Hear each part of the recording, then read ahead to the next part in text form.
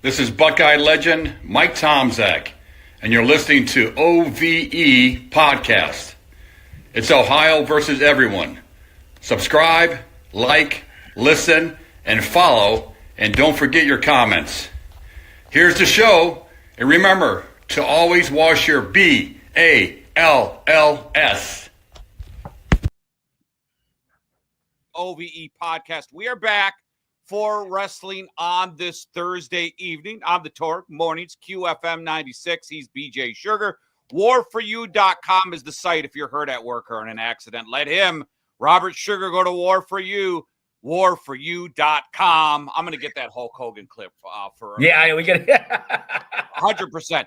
Today on the show, and the show is headlined, the WWE runs through Seth Rollins. We're going to get to Paul Heyman and Seth Rollins. We're going to talk Cena and Orton, Solo Fatu, Aleister Black's debut, Pat McAfee hitting the ring, Logan Paul, Jey Uso. But let's start, BJ, the bizarre interview that Rock did on the Pat McAfee show, basically stating, I got called last minute for Elimination Chamber. I was never going to show up at WrestleMania. That was never an option. I disagree with how the John Cena angle has happened. And it kind of tells me that maybe The Rock is above Paul Heyman in the food chain, and that maybe you had TKO possibly interfering on Triple H's plan of what he wanted to do with Cena. But it kind of looks like, one, a angle that we never got an ending to with The Rock and Cody, because that never happened. A horrible main event with John Cena and Cody Rhodes. And now that leads us up to a main event at Backlash between Orton and Cena, where even Cena admitted himself, I've lost a step. It just, the waters of WWE world really got murky of really who's in charge. Yeah, no question. I mean, for The Rock to come out and publicly say that is interesting, because it does undermine everything Triple H has been putting together. But The Rock, as a board member, has the ear of management in this new world for WWE. The holding company is the driver. But, Triple H, I think he's done a good job. And The Rock, he's utilized The Rock where he's needed him. At the same time, it's kind of like we discussed. The Rock is good to almost add that rocket fuel into an already good engine that's running. He's not going to be full-time, so you want to interject him where you can and not have him, not have the WWE be relying on his shoulders. I think maybe The Rock might have had some buyer's remorse, realizing that, WrestleMania and that narrative was able to be pulled off. The Cena narrative continues, and even without The Rock's involvement, it hasn't been necessary for The Rock to carry this storyline. I mean, I do think him being involved in it and how he opened up the gates for Cena to turn heel, as sort of the ruthless corporate climber. But after that scene, it was Cena, as the GOAT he is, was able to carry the narrative himself and didn't need anybody else in there to put any more firepower in. All right, before I ask you where we go next with the Cena and Rock thing, because I do want to point one thing out. Do you think on Monday Night Raw, when Seth Rollins did the cut the throat thing to Braun Breaker, that because Seth Rollins, Triple H's boy, do you think that was a message Triple H sent to Rollins? Okay, we got a guy who's already in Seth Rollins had issues with The Rock. The Rock embarrassed me on a national radio program, meaning Triple H here. I'm going to take a little dig at The Rock and his little, throat slash thing. I'm going to just get hey, Seth, why don't you just give me a little, a little let's do the cutthroat, like a little insult, like I got you. I know what you're doing, Rock. No. I mean, I think it was just, it is what it is. Yeah, no. Look, I think that's the great part about the storytelling. Like a subtle, like I'm going to jab. Yeah, kind of like an indirect jab, like I can do this too with my guy. Yeah. Right. And where are these narratives going to eventually culminate? I think that when it's all said and done, my prediction is that Cena turns babyface in his last match and maybe puts Rock down, almost like The Undertaker did at WrestleMania. where he did the choke slam. I mean, I think that you could see something like that culminating into a peak, because I can't see John Cena walking away as the GOAT being a heel. Yeah, I'm with you. And maybe it's one of these things where, okay, Rock was brought in last minute. He never intended to do WrestleMania. But when he saw that clunky disaster of a main event, maybe he wanted to distance himself from it. You know what I mean? Because you could go away proudly at that tag team match and what they did last WrestleMania. And then you look at his involvement in this WrestleMania, and even though he wasn't there, he set up the storyline. And let's be honest, I mean, there's been disaster of main events of WrestleMania, BJ. So this yeah. No. I mean, look, this was a disaster, and Rock was involved with the setup of this disaster. Well, but the Rock wasn't involved in the match of the disaster. I mean, the disaster really came more so from the fact that I don't think Travis Scott came out, which we know obviously is a fan favorite. I mean, we know what his following's like throughout the country, internationally. So that kind of drew that piece in, but it wasn't prepared from a good sort of theatrics of wrestling, which it kind of fell flat. But I do think that Cena, in order to turn babyface in his final match and be at the mountaintop, needs The Rock as the heel to take out. It's got to be somebody galactic that he takes out. He just can't, beat Seth Rollins or beat, he's got to, he's it's either going to be Cody Rhodes gets the belt back, or it's going to be Cena takes out The Rock or something along those lines.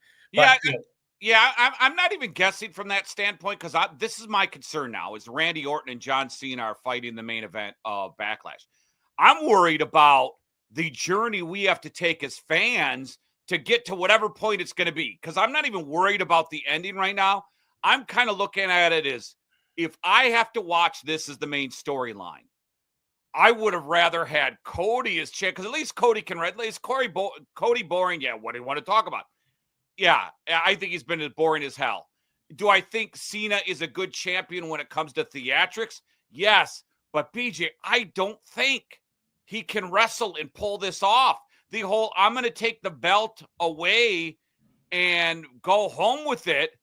Realistically, John Cena, I don't think John Cena could beat anybody. Like, how are they going to write this and come up with something creative where I can believe John Cena is going to beat Randy Orton at Backlash? Because he's going to win. But how the hell is he going to do it? It's probably going to be with some outside interference or something along the lines of Scott again.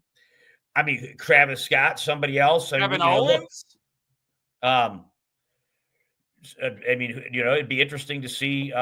Maybe like you said. I mean, you've got this whole Rollins, Breaker, Heyman piece. I mean, you're going to have to bring somebody out. But I think that Cena's going to win, but it's not going to be because of his skill set. It's going to be because of somebody interfering and allowing him to win. Yeah, I love the angle. I'm going to take this belt and go home. Well, then go home then. Because his whole thing was, I'm going to take this belt and I'm going to ruin this belt. Well, you haven't ruined anything. You showed up. The last two SmackDowns are Netflix. I'm getting the shows kind of jumbled here, right?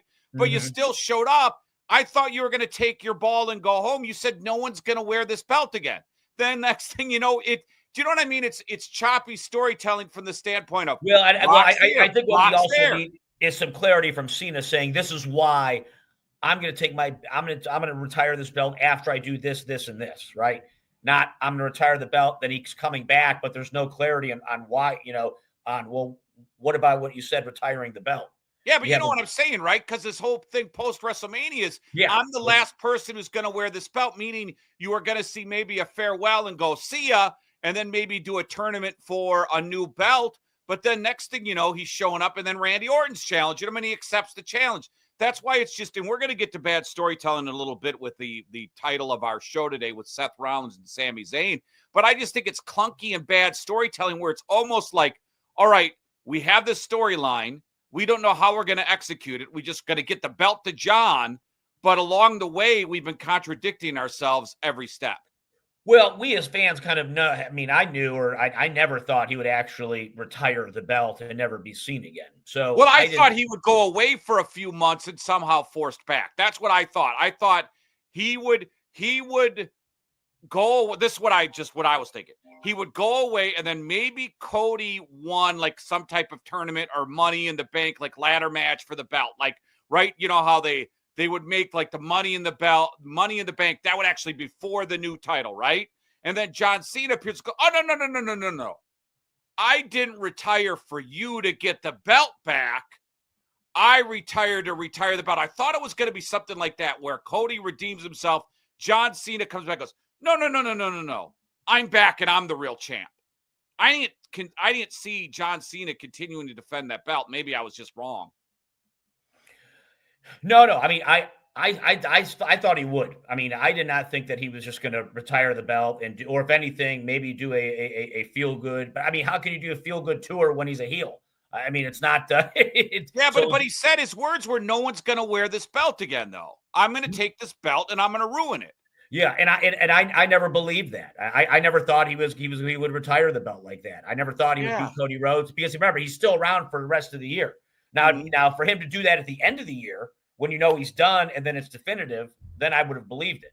But I mean, for the rest of this year, I even when he said that, I didn't take it on its face. I mean, I figured that he would still be competing, and I figured that now I it's interesting because you and I talked about who's he going to face at Backlash. So even you and I were talking about what is he going to do with this belt. We knew it was Orton. But even though he said it, even though he said he's going to retire it, we were still talking about who's he going to defend it to. Well, I thought it would be Orton like at Money in the Bank. I thought he would literally go away and then WWE would Triple H would force him back or it'd be like a force. Well, and we also don't know what his schedule is too. This might be a time now that they're packing him in and then maybe he's got some time off towards the end of the summer and then circling back into the end of the year. Yeah, you're probably right there. Where I mean that would make more sense on why they would boom, move him through and kind of maybe the original part of the narrative was I'm going to retire this belt forever and he's gone for 2 or 3 months and then he comes back in some form and then he does defend the belt because he's been called out by someone. But right now we've almost that's what I mean. Cena hasn't even talked about retiring the belt anymore. It's kind of like he's just defending it. I would like to see a clean cut on explaining why he's backtracked on retiring the belt and felt compelled to continue to defend it when he said he was going to ruin wrestling and retire the belt. Yeah, it's just it's really a clunky storyline. Quickly with this because we've talked about this a lot. Solo Sikoa giving a speech talking about Fatu is here because of him. Fatu grabs the mic, talks down Solo. I got a feeling this is going to end up to when the Gorillas of Destiny come back and they're healthy. They both have been out with an injury. I got a feeling they might do a jump Jacob Fatu. I just think Jacob Fatu as a good guy, bad idea. Solo to be the guy who makes him a good guy, bad idea, because no one's buying Solo. Ever since he broke from Roman Reigns, they haven't pushed him. He's been jobbing. He barely beats Jimmy Uso. He's lost at every turn. He is defeated in every turn. He's beaten in every turn. I just don't. I don't know where they're going, but I think they're going to go with, Solo beating the crap out of Fatu and screwing Fatu out of the belt. Yeah, I could definitely see that. I mean, that narrative makes sense. I mean, there's no way Solo wants to see Fatu as champ. Yeah, but he's still there though. He's bragging about it, but I think he costs him the belt. I don't know. It's another one of those things where if you're going to do it already, right? Yeah. There's no anticipation at this point now that they're on month 2 of Fatu breaking out in a zone with Solo Sikoa. You know what I mean? To me, it's like, all right, let's get to it because unlike, the Paul Heyman or the John Cena stuff, we care about that stuff. This is one where Fatu's getting cheered, but Fatu turning him full baby face. I don't know. You know what I mean? Well, look, I mean, and we're going to talk about the Sami Zayn piece, but I think the fan base is very reticent to bear hugging the anti-hero / heel. Yeah. I agree with you. That's where I think we're at right now with the WWE, with the pulse of the fan base. I mean, Cody Rhodes was a face that got over for a great period of time, but as soon as Cena made his comeback, you saw the fans changed, and the fans started cheering Cena even with Rhodes in the ring. So it was difficult. It was almost the people were cheering for the heel. Speaking of baby faces coming back, Aleister Black comes back, beats up the Miz. There's no easier way to come back than show up in the ring and beat up the Miz. I think that's how WWE introduces all. Yeah. The Miz is so good at it. It's a great entry point. Yeah, Glad to have him back. Interested to see what they're doing. I put him in the same category as Rusev. I'm interested to see what they do with it. Yeah. Or is it going to be an Andrade thing where, all right, Andrade's in the WWE still? Oh, yeah, I guess so. Yeah, some of these guys are on the bench. It's similar like what we talk with AEW too, right? Where they're there, but they're not even involved in the narrative, and you don't even realize they're still on the, part of it's injury when you talk like with Bo Dallas, for example. But other parts are just they haven't found a niche for them in a narrative, so they haven't put them in play. Yeah, completely agree with you. Let's take a quick break. And when we come back, a very eventful Monday Night Raw, where apparently the WWE comes through Seth Rollins, Pat McAfee in another fight. Logan Paul is the first challenger for Jey Uso. So a lot to get to. We're back in 60 seconds on the OVE podcast. We go to war for you. At Schuerger Trial Attorneys, we don't back down. Accident? Call us today at 877-WAR-FOR-YOU or visit warforyou.com for a free consultation. Know your rights because results matter. That's 877-WAR-FOR-YOU. 877-WAR-FOR-YOU or visit warforyou.com. War for you. Warforyou.com. Dan Robb Management has over 40 years experience in all aspects of payroll, processing checks, tax filing, W-2 and 1099 preparation. First-time customers get 50% off their first 3 months processing fees. Give them a call now, 614-297-1158 or denrobmanagement.com. We go on a wrestling podcast, a special edition of the OVE podcast. Once a week we do wrestling, so appreciate you on this Thursday. Recapping WWE Monday Night Raw. Warforyou.com is the website. I'm the Torg. Mornings, QFM 96. BJ Schuerger's warforyou.com. Hey, let's talk Raw. Gunther McAfee.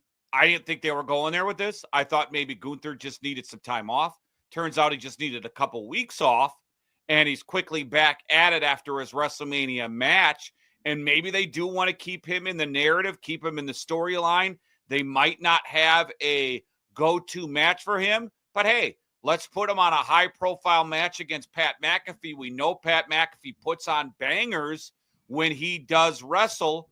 I think Pat McAfee will put on a show. There's no way he goes over Gunther in this one.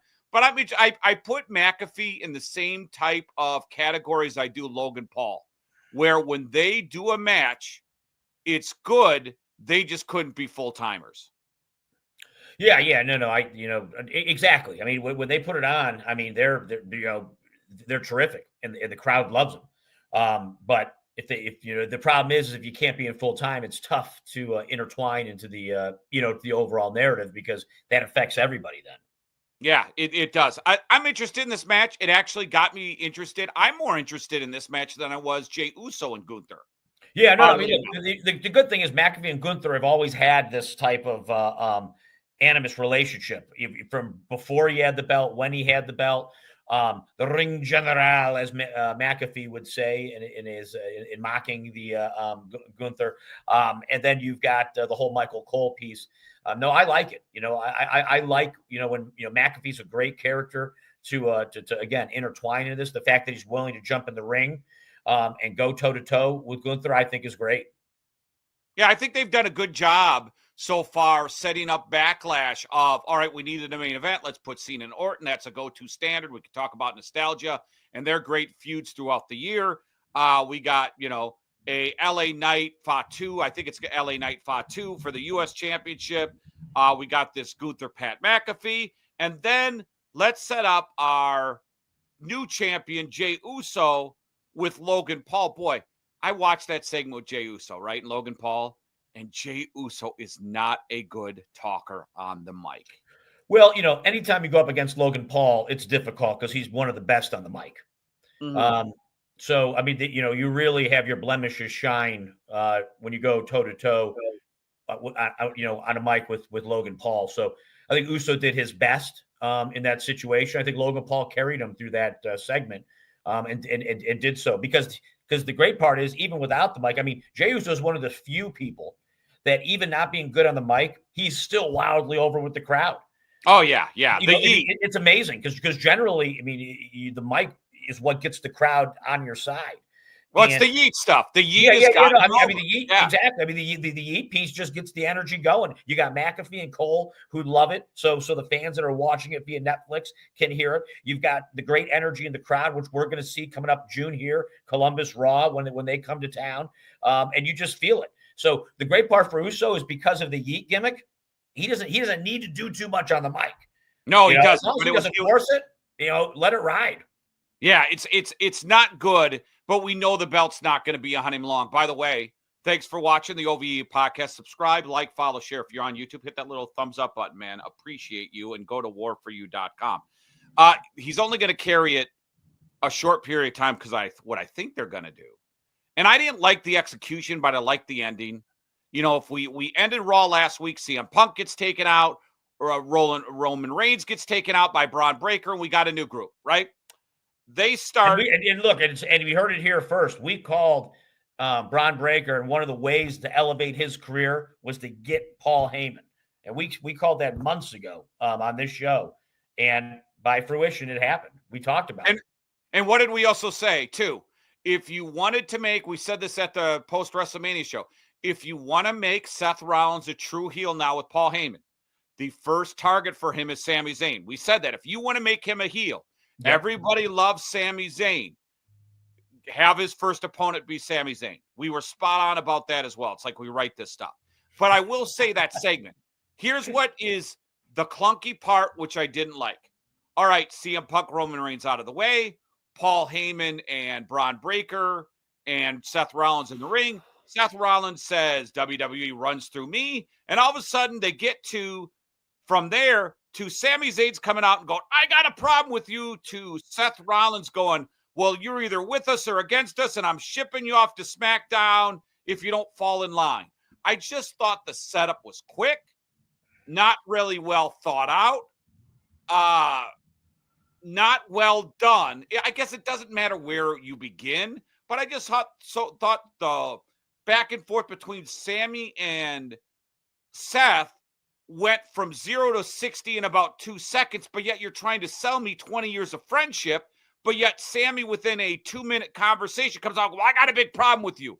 Well, Seth was on the mic for about 3 minutes, and then all of a sudden Sami Zayn comes out and goes, well, we might be friends, but I got a big problem with you. I just don't like the setup of how it went. Is let Seth go with Braun Breaker, and hear me out here, BJ. Let Seth Rollins come out with Paul Heyman and Braun Breaker and say, I'm the new face. Everything runs through me. And then what you do is you have a backstage where Sami Zayn approaches Seth Rollins and goes, hey, man, I'm kind of not digging what you're doing. I'm not on board with this, right? I'm not on board. And then you have Sami walk away going, I'm not liking this, Seth, man. I'm not liking this. I got to question our friendship, and then end it, and then do some more matches, and then have Paul Heyman go into Sami Zayn, the locker room, like, and try to give him wise guidance. That didn't rub off well with Seth Rollins. Maybe a better place for you is SmackDown. In fact, I've arranged something. You can go to SmackDown, and because we like you, you can get a heavyweight title shot because Seth Rollins loves you so much, and play it the same way. You can get there the same way, but you can build it. I just don't like that. If I'm supposed to expect these guys a 20-year friendship, I just thought it got there too quickly. Do you know what I mean? From one Seth's talking on the mic for 5 minutes. Because remember, BJ, last week, Seth didn't even get a chance to explain himself. Then all of a sudden, Sami Zayn's out there, and all of a sudden, it's like, huh? This just started like that? Well, maybe because of that history, the WWE writers felt that the WWE universe, or it wasn't needed to be retold, the deep relationship that they have. But what needs to be told is why Sami Zayn's pissed off about this. Like, why are you angry about Seth Rollins saying WWE goes through me? Because the only thing Seth Rollins did is beat up CM Punk and Seth Rollins, who are his rivals anyway, and then took Paul Heyman away from them. It might have been the tone. I'm sure it might have been the tone by which he said it. It was almost like the Mafia was taking over in the kind of, how he rolled it out. He didn't roll it out like it comes through me from a face standpoint. He rolled it out like it's coming through me from a heel standpoint. And if Sami Zayn is a true baby face, he's not going to accede to the heels taking over as the leaders. Backlash one of the main events going to be CM Punk, Sami Zayn, Seth Rollins, Braun Breaker tag team match. I can see, yeah. And I think you're going to see one or two things. I think you're going to see, if you add a member, I think the member will be Sami Zayn, and he'll turn on CM Punk. Oh, so you think Zayn comes back into the fold with Rollins and Breaker? Oh, I think the main a tag team match for Backlash will be a returning CM Punk saying, "I'm going to have a partner at Backlash. I challenge you and Braun Breaker, Seth," and then the partner ends up being Sami Zayn. I can see that. I thought you meant that Zayn. You thought you saw Zayn cracking back to Heyman. No. I just think that we'll see CM Punk next week. Yep. CM Punk will issue a challenge at Backlash. Said, I'll have a partner. I'll be there because we're about 10 days away. And you might even see CM Punk at SmackDown because it's a 3-hour SmackDown saying, "I got a partner. I challenge you guys." Because they intermix people here now. But I think you're going to see that main event.